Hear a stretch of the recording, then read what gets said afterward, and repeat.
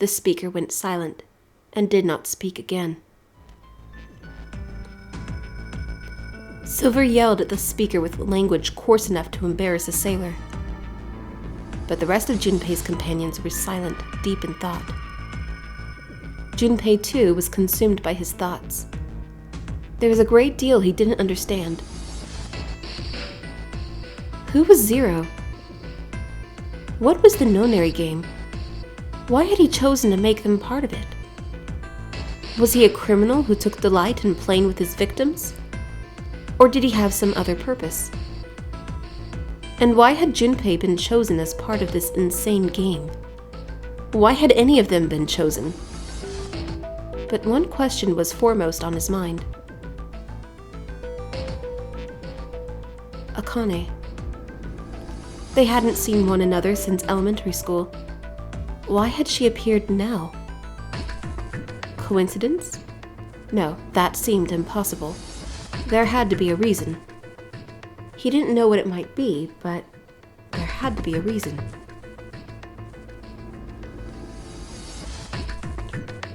Very well. The lion's voice seemed oddly loud in the silence.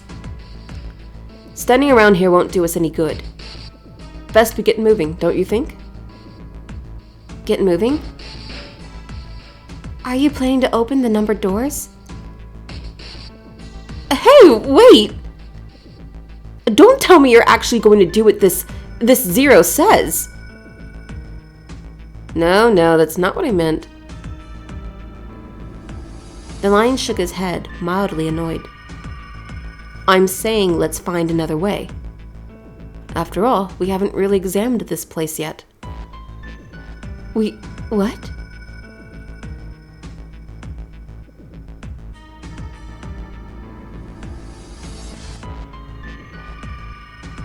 Their separate investigations finished, all 9 people returned to where they'd left one another.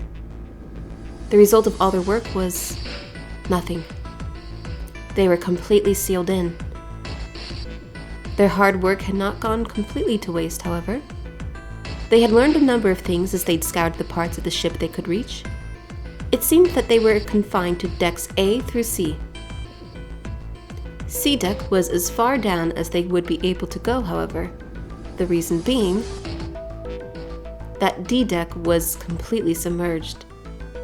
Strangely, however, the water had risen no higher than D deck. The flow seemed to have been stopped somehow, as evidenced by the surface of the water on D deck, which was as smooth as glass. The prince knelt down and gently drew his hand across it.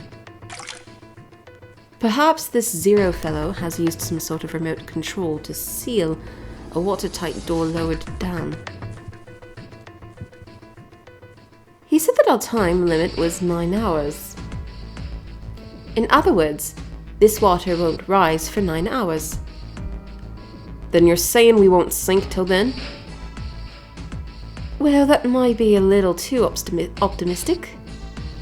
No point to wishful thinking. There were 3 metal doors on C deck.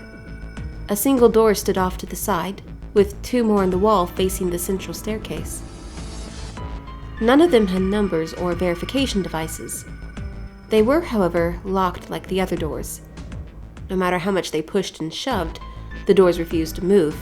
The mountain and the lion threw themselves against them a few times, but to no avail. The door in the back had a keyhole. Just above it was a strange mark in the shape of a circle surrounding a dot.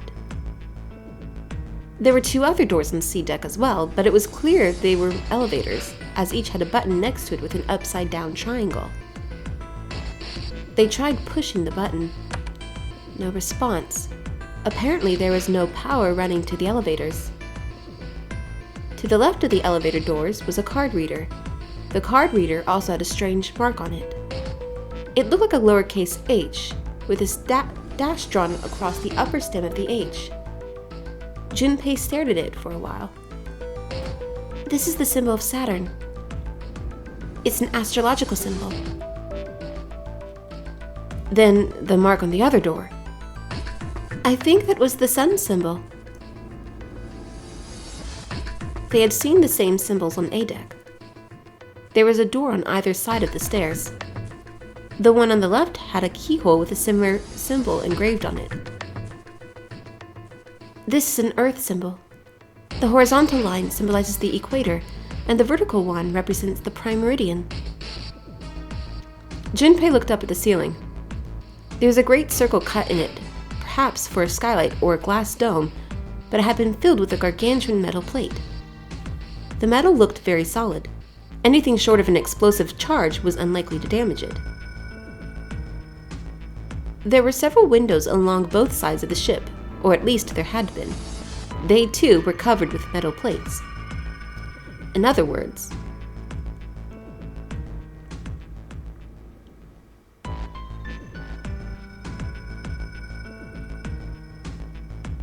we're trapped. All the exits go nowhere. Junpei was not happy. That's a understatement. The girl with pink hair spoke up. Well, I'm sure they go somewhere. We just can't open them. Then the mountain spoke. You don't know that. For all we know, they just open into walls. Or take us in circles. No, I'm sure they go out somewhere. Otherwise, what point would there be? And we can open them. Well, 2 of them at least.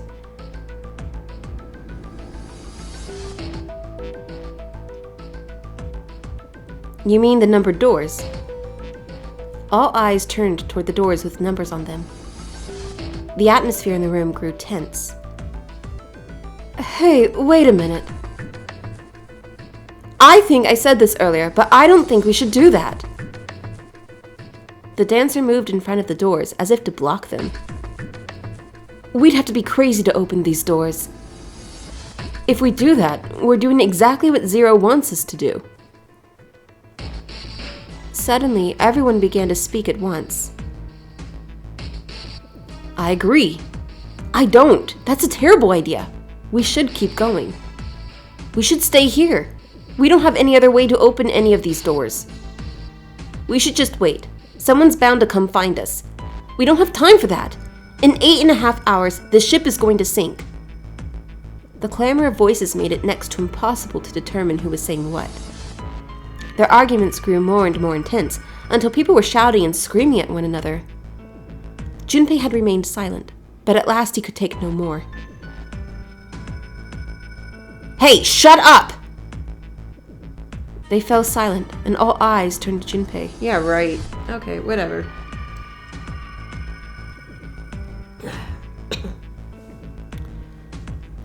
He felt each stare burning into him, but he refused to flinch. Before we try and decide where we're going to go, there's something else we ought to do. What's that? We need to exchange information. We don't know anything about each other. I want to know who you guys are. Who you are, where you came from, why you ended up here. Don't tell me you aren't curious too. They were silent. Some of them looked the other way, or bit their lip, or crossed their arms and stared at the ceiling. But one of them spoke up. It was Akane. I agree. I think Junpei is right. Junpei? Oh, I'm sorry. I'm talking about him. I just call him Junpei. His name is Junpei. She pointed toward Junpei. We're childhood friends. We went to the same elementary school. Wait, stop! Don't tell us stuff we didn't ask you about. Zero's probably watching us right now. What are you gonna do if he's listening in? Would that be bad? Hell yeah, it would! We don't know how much that bastard knows about us. Maybe he just picked a bunch of random people to kidnap. If that is the case, then it'd be dangerous for us to let him know too much. If Zero knows who we are, he could go after our families. Maybe he'd tell us he had him to get us to do stuff, you know? But we still need to know what our names are. It's going to be hard to talk to each other if we don't have names. Alright, then why don't we have code names? To him, apparently, it seemed like the obvious solution. Code names? Yeah, we'll each pick something. Like, I'll be 7. 7? Why are you 7? It seemed a fair question. The mountain stuck out his left arm. 'Cause this bracelet number says 7. Oh, I get it. Yeah, that's a good idea. He smirked. Alright, I'm gonna be Santa. Any of you chumps know Japanese? No? Well, san means 3, so I'll be Santa. You know, like Santa Claus. Fits, don't you think? Then your bracelet number. Yeah, it's got a 3 on it. Good job, Grandpa. Just like the mountain had done, Silver thrust out his left hand. Sure enough, the face of his bracelet read 3. Very well then, I'll go next, shall I? My bracelet number is 1.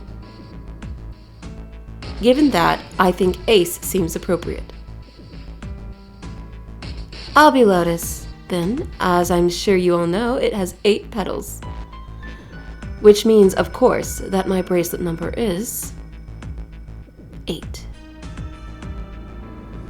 I would appreciate it if you would call me Snake. My bracelet number is 2. Since Ace has chosen cards, then I choose dice. Snake Eyes. Clearly, which is particularly relevant given that I am blind. Blind? Really? He'd kept his eyes closed during their entire ordeal, which had suggested something strange, but to hear it said so casually, it was something of a surprise.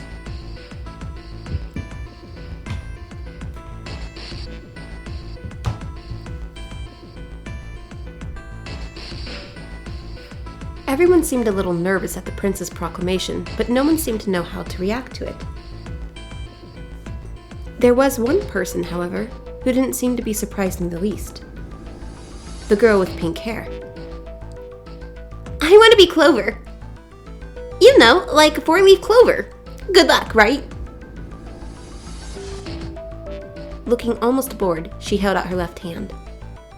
The face of her bracelet showed the number 4. They'd come around to Junpei. He held out his bracelet. Alright, my number's 5, so my code name is gonna be... Well, I have one. It's not like there's any point to it now. Yeah, they already know his name. I mean, we all know your name already. You're Junpei. Oh. They all nodded. Akane stepped forward nervously. Yeah, you don't get a cool code name like everyone else.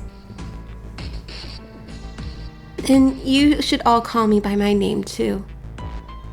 Because, I mean, it doesn't seem... It doesn't seem fair to Junpei?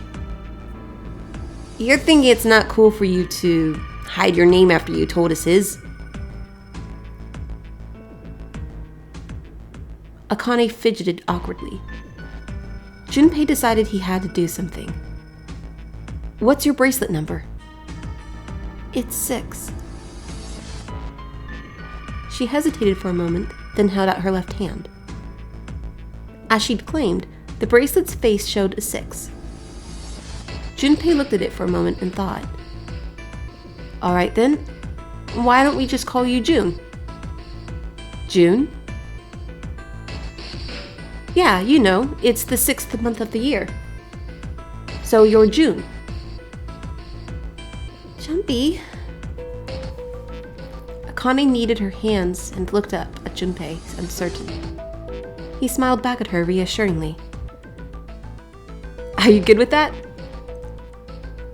She thought about it for a few more minutes, then seemed to come to a decision and gave Junpei a small nod. Their names decided, Junpei ran over them quickly in his head. 1 was Ace. 2 was Snake.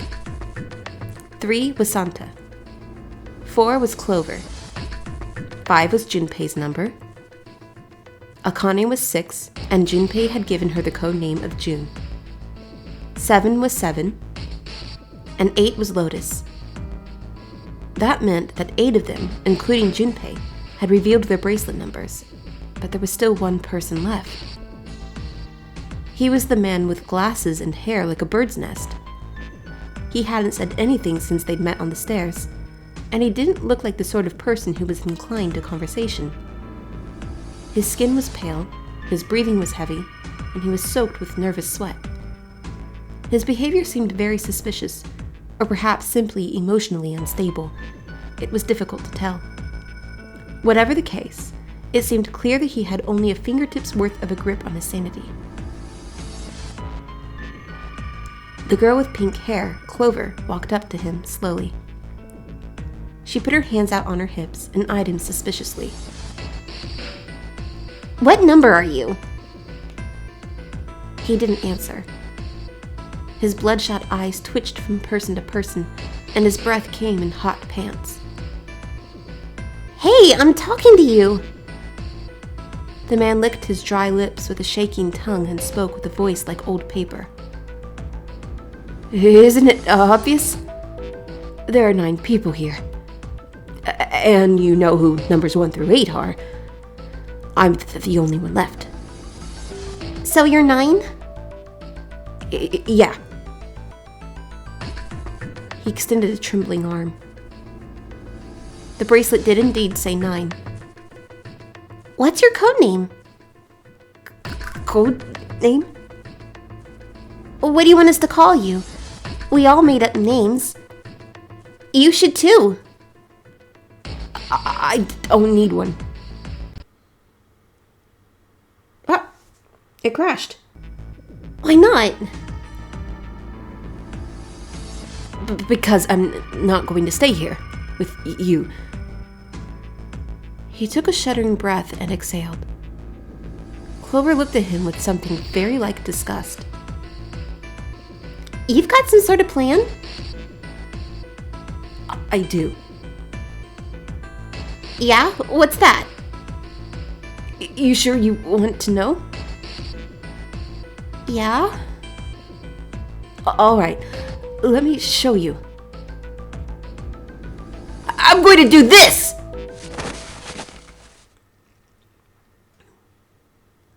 By the time they realized what he was doing, it was too late to stop him.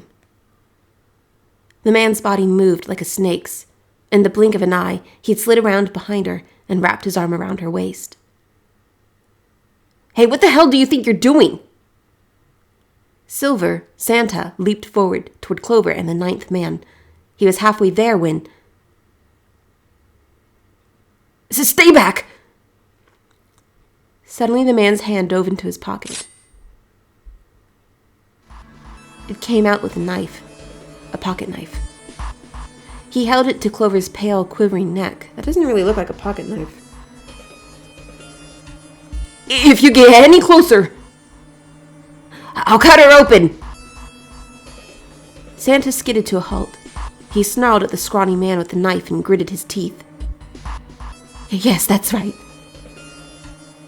The man's smile was neither friendly nor reassuring. Sweat poured down his neck, soaking the collar of his shirt. Clover, are you all right? The prince, Snake's voice sounded oddly concerned. Yeah, I'm fine. Her voice shook, making her words even less convincing. What the hell are you trying to do?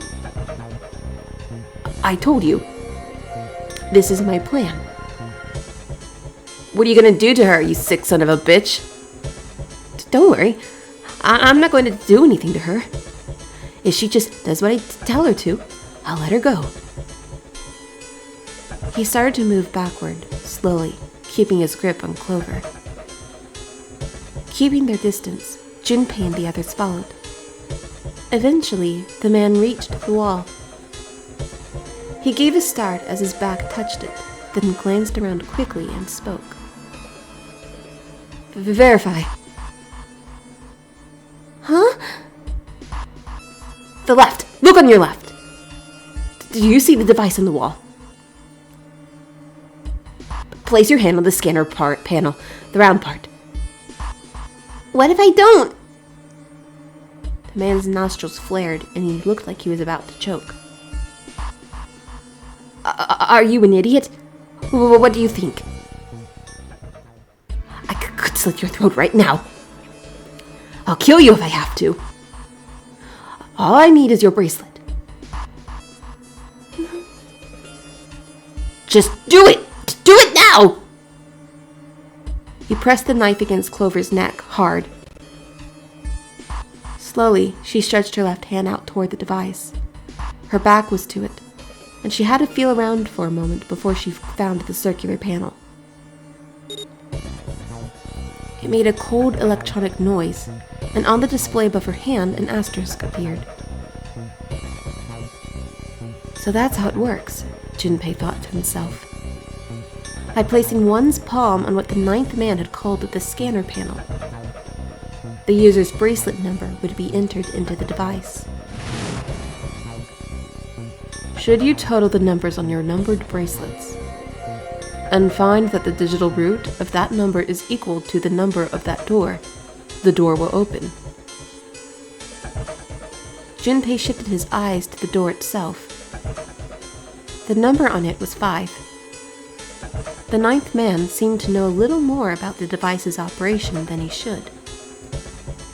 How had he known exactly what to do? Good, you're done. Next? His bloodshot eyes crept from person to person until finally they stopped on the lion, Ace. You, right? You're the one with the number 1 bracelet, right? Yes, I am. So? Then you're next. Just verify your number like this little brat did. What are you doing? Do it! Don't you care what happens to her? Okay, just calm down. Ace held up his hands, palms out. The ninth man jerked his chin toward the device. Slowly, cautiously, Ace moved toward the device. After what seemed like an agonizing eternity, he reached it. Now, verify. Ace nodded and placed his hand on the scanner panel. The device beeped again, and a second asterisk appeared. Now the device had Clover and Ace's numbers. 4 and 1. 4 plus 1 equals 5. The same as the number written on the door. But it wouldn't open just yet. Only 3 to 5 people can pass through one numbered door. The door needed at least one more person. Who would that be? Get back! His voice shook, but the knife he held to Clover's throat made his words a command. Ace took 2, then 3 steps back. No, farther! More than that! Go all the way back! Slowly, Ace did what he was told. The ninth man's lips curled into a cruel, twisted smile. That was when Junpei understood his plan. Clover's 4 and Ace's 1 added to the ninth man's 9. 4 plus 1 plus 9 equals 14. To 1 plus 4 equals 5. In other words,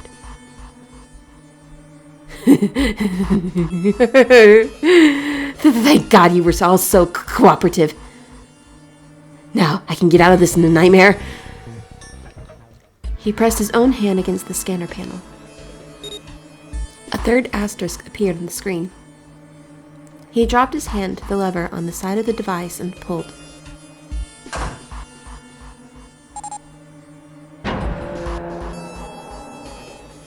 The door opened with a heavy, metallic groan. He let go of Clover. Wait! Junpei leapt toward the ninth man, but he wasn't fast enough. The man shoved Clover and hopped through the door.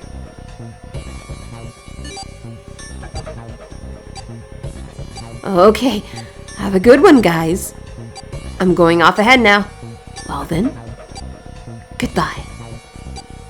He raised his hand and waved, a twisted smirk on his face. Then he was gone.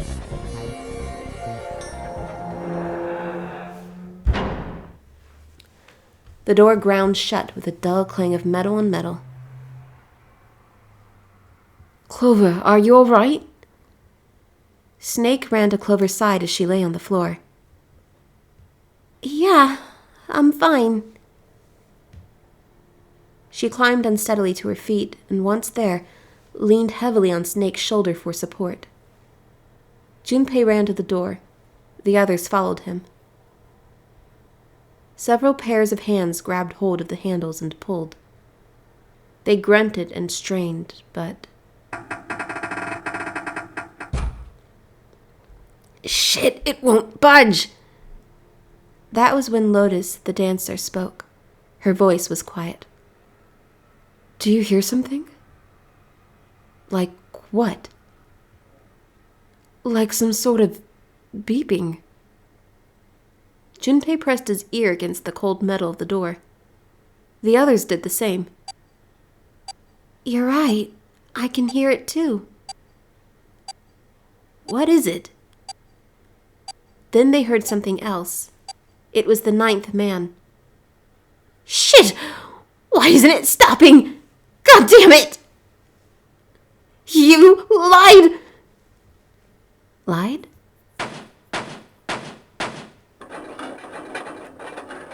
This wasn't supposed to happen. This is wrong.